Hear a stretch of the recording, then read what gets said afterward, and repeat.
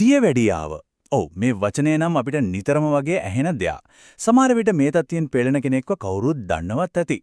ඇත්තටම මේක ලෝකීය පුරා මිලියන ගණනකගේ ජීවිතවලට බලපාලා තියෙනවා. ඉතින් අපි අද මේ ගැන ටිකක් සරලව කතා කරමු. ඇත්තටම මොකද්ද මේ දියවැඩියාව කියන්නේ කියලා. හරි මුලින්ම අපේ ශරීරය ගැන පොඩ්ඩක් හිතලා බලන්න. ඒකේ තියෙන හැම සෛලයක්ම ශක්ති ප්‍රභවයකින් ඒ කියන්නේ ඉන්ධන වලින් වට වෙලා තමයි තියෙන්නේ. මේ ප්‍රධානම ඉන්ධනය තමයි ග්ලූකෝස් නැත්නම් අපි සරලව කියන විදියට සීනි. මේ ග්ලූකෝස් අපේ රුධිර නාල හරහා නිරන්තරයෙන්ම ගලාගෙන යනවා. හැබැයි මෙන්න මෙතන තමයි ප්‍රශ්නේ පටන් ගන්නෙ. රුධිරේ මේ තරම් ඉන්ධන පිරලා තියෙද්දිත් සෛලවලට බඩගිනින ඒ කියන්නේ සෛලවලට අවශ්‍ය ශක්තිය නොලැබෙනවා නම් මොකද වෙන්නේ? දියවැඩියාව කියන தત્ත්වයේ මූලිකම ගැටලුව පටන් ගන්නෙ අන්න ඒ පරස්පර විරෝධී තැනින්.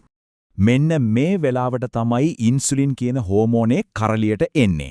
හිතන්නකෝ ඉන්සුලින් කියන්නේ යතුරක් කියලා. අපේ අඥාශයෙන් හදන මේ යතුර තමයි සෛල කියන අගුල් ඇරලා රුධිරයේ තියෙන ග්ලූකෝස් වලට ඇතුළට යන්න දොර ඇරලා දෙන්නේ. අන්න එතකොට තමයි සෛලවලට ශක්තිය ලැබිලා වැඩ කරන්න පුළුවන් වෙන්නේ. ඉතින් ගැටලුව එකක් වුණාට ඒකට හේතු දෙකක් තියෙනවා. අපි දැන් බලමු මේ කියන යතුරු සහ අගුළු පද්ධතිය කොයි විදියටද අක්‍රිය වෙන්න පුළුවන් කියලා. දියවැඩියාවේ ප්‍රධාන වර්ග දෙකක් තිබුණත් මේ දෙක පැතිරිලා තියෙන විදිය නම් ලොකු වෙනසක් තියෙනවා. බලන්න ලෝකයේ දියවැඩියා රෝගීන්ගින් 90%ක්ම ඒ කියන්නේ අති විශාල බහුතරයක් දෙවන වර්ගයෙන් පෙළෙන අය. පළමු වර්ගයේ බලපලා තියෙන්නේ 10%කට විතරයි. හරි. අපි ආයෙත් අර යතුරුයි අගුලයි කතාවට යමු. පළමු වර්ගයේ දියවැඩියාවේදී ප්‍රශ්න වෙන්නේ යතුරු මදිවීම. ඒ කියන්නේ ශරීරයේම ප්‍රතිශක්තිකරණ පද්ධතිය ඉන්සියුලින් කියන යතුරු හදන සෛල විනාශ කරලා දානවා. හැබැයි දෙවන වර්ගයේදී යතුරු තිබුණට වැඩක් නැහැ. මොකද සෛලවල තියෙන අගුල් කැඩිලා වගේ. සරලවම කිව්වොත් සෛල ඉන්සියුලින් වලට ප්‍රතිචාර දක්වන්නේ නැතුව යනවා. පළමු වර්ගය කියන්නේ ස්වයං ප්‍රතිශක්තිකරණ තත්වයක්. සරලවම කිව්වොත් වෙන්නේ මෙහෙම දෙයක්. ශාරීරික ආරක්ෂක පද්ධතිය ව්‍යාකූල වෙලා අග්න්‍යාශයේ ඉන්සුලින් හදන හොඳ සෛලවලට වැරදීමකින් පහර දෙනවා. සමහර ජානමය සාධකත් මේ අවදානම වැඩි කරන බව දැන් සොයාගෙන තියෙනවා. දියවැඩියාව පාලනය නැති වුණාම ශරීරය අපිට අනතුරු ඇඟවීම් කීපයක්ම දෙනවා. බලන්න සෛලවලට ශක්තිය නැති නිසා අධික බඩගින්නක් දැනෙනවා. රුධිරයේ තියෙන අතිරික්ත සීනි මුත්‍රා එක්ක පිට වෙන නිසා නිතර මුත්‍රා කරන්න ඕන වෙනවා.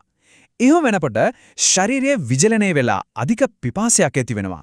මේවා තමයි දියවැඩියාවේ ප්‍රධානම රෝග ලක්ෂණ. දෙවන වර්ගයේ දියවැඩියාවේදී වෙන්නේ ඉන්සියුලින් ප්‍රතිරෝධයක් ඇති වෙන එක. ඒ කියන්නේ අග්න්‍යාශ ඉන්සියුලින් හැදුවට සෛල ඒවට ප්‍රතිචාර දක්වන්නේ නැහැ. ඉතින් මේ නිසා අග්න්‍යාශයට තවත් වැඩිපුර ඉන්සියුලින් නිපදවන්න සිද්ධ වෙනවා.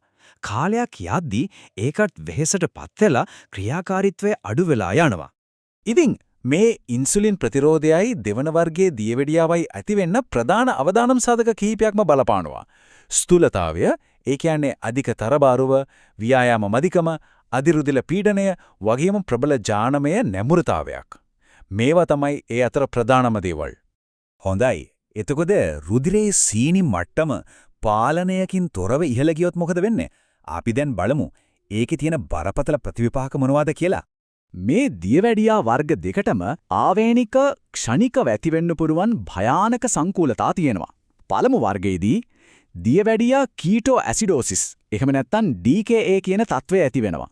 මෙතනදී වෙන්නේ ශාරීරිය ශක්තිය ගන්න මේදේ දහනය කරන එක.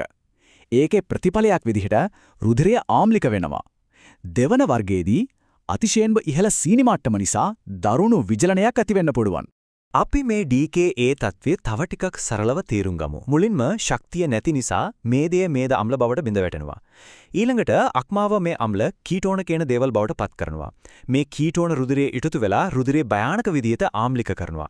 ශරීරය මේක හදන්න උත්සාහ කරන්නේ ගැඹුරු හුස්මක් අරගෙන පළතුරු සුවඳක් වගේ හුස්මක් එන එක, ඔක්කාරය සහ සිහි විකල් වීම වගේ දේවල් තමයි මෙහි රෝග ලක්ෂණ.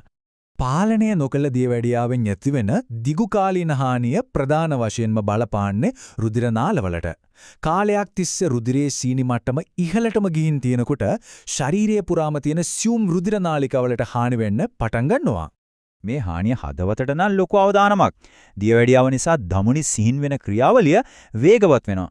මේකේ ප්‍රතිඵලයක් විදිහට හෘදයාබාධ සහ ආඝාතය කියන්නේ ස්ට්‍රෝක් ඇතිවීමේ අවදානම සැලකිය යුතු විදියටම ඉහළ යනවා. ඒ වගේම තමයි S2ටත් අවදානමක් තියෙනවා. ඇසේ දෘෂ්ටි විතානයේ ඒ කියන්නේ රෙටිනාවේ තියෙන රුධිර නාලවලට හානි වුණාම පෙනීම ටිකෙන් ටික දුර්වල වෙලා අවසානයේදී අන්ධභාවයට පවා පත්වෙන්න ඉඩ තියෙනවා. වකුගඩු වලටත් මේක බලපෑම ඒ වගේමයි. වකුගඩු වල තියෙන සියුම් පෙරහැන් ඒකකවලට හානි වුණාම වකුගඩු අකරමණය වෙලා රුධිර කාන්දුකරණයට ඒ කියන්නේ ඩයලිසිස් කරන්න පවා සිද්ධ වෙන්න පුළුවන්. හැබැයි හොඳම ආරංචිය තමයි මේ తත්වය පාලනය කරන්න පුළුවන් වීම. අපි දැන් බලමු මේක හඳුනාගෙන කළමනාකරණය කරගන්නේ කොහොමද කියලා. HbA1c කියන පරීක්ෂණය දියවැඩියාව හඳුනා ගන්න ප්‍රධානම මෙවලමක්. මේක හරියට රිපෝට් කාඩ් එකක් වගේ. පසුගිය මාස 2-3ක කාලය තුල රුධිරයේ සීනි මට්ටමේ සාමාන්‍ය අගය තමයි මේකෙන් පෙන්වන්නේ. බලන්න 5.7%ට අඩු නම් සාමාන්‍යයි. 5.7%යි 6.4% අතර නම් පූර්ව දියවැඩියා අවදානමක් තියෙනවා. 6.5% හෝ ඊට වැඩි නම් ඒක දියවැඩියාව කියලා හඳුනා ගන්නවා. මේක කළමනාකරණය කිරීමේදී වර්ග දෙකට වෙනස් ප්‍රවේශයන් තමයි අවශ්‍ය වෙන්නේ. පළමු වර්ගයේ දියවැඩියාවට ශරීරයට හදන්න බැරි ඉන්සියුලින් ජීවිත කාලය පුරාම පිටතින් ලබා දෙන්නම ඕනේ. දෙවන වර්ගය ඒක බොහෝ විට පටන් ගන්න ආහාර පාලනය, ව්‍යායාම වගේ ජීවන රටාවේ වෙනස්කම් සහ මුඛයෙන් ගන්න ඖෂධ වලින්. හැබැයි තත්වය උත්සන්න වුණොත් ඉන්සියුලින් ප්‍රතිකාර අවශ්‍ය වෙන්නත් පුළුවන්. ඉතින් මේ හැම දෙයකින්ම අපිට ගන්න තියෙන පණිවිඩය මොකක්ද? අපි බලමු වළක්වා ගැනීම, හැකියාව සහ අනාගතය ගැන. වැදගත්ම දේ තමයි මේක මතක තියාගන්න එක. දියවැඩියාවෙන් පෙළෙන ගොඩක් දෙනෙක්ට තමන්ගේ රුධිරයේ සීනි මට්ටම ඊටාම පළදායි විදිහට පාලනය කරගෙන කිසිම සංකූලතාවයකින් තොරව පූර්ණ සහ ක්‍රියාශීලී ජීවිතයක් ගත කරන්න අනිවාර්යයෙන්ම පුළුවන්. මෙතනදී අපිට හිතන්න දෙයක් ඉදිරි වෙනවා. එක වර්ගයක් වළක්වා ගන්න අමාරුයි. හැබැයි අනෙක් වර්ගය ඒක බොහෝ දුරට වළක්වා ගන්න පුළුවන් දෙයක්. ඉතින් අපේ අනාගතය කොයි වගේ වේවිද? ඒක මහජන සෞඛ්‍ය වගේම පෞද්ගලික වගකීම මතත් රඳා පවතින දෙයක්.